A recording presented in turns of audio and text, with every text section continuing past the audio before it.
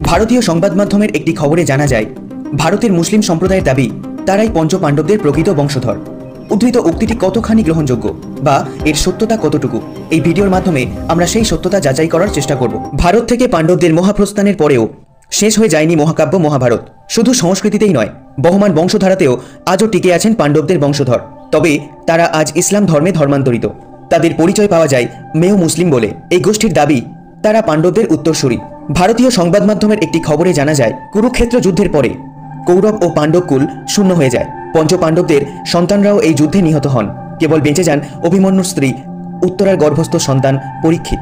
কুরুক্ষেত্র যুদ্ধের রক্তক্ষয়ী সংগ্রামের পরে অভিমন্যুর ছেলে পরীক্ষিতের হাতে রাজ্যভার দিয়ে মহাপ্রস্থানে যান পঞ্চ পাণ্ডব। শ্রীমদ্ ভাগবত গীতা অনুযায়ী পাণ্ডবদের বংশ তালিকা হল: অর্জুন, অভিমন্যু, পরীক্ষিত, জন্মেজয়, শতানিক, সহস্রানিক, অশ্বমেধজ, অসীমা কৃষ্ণ।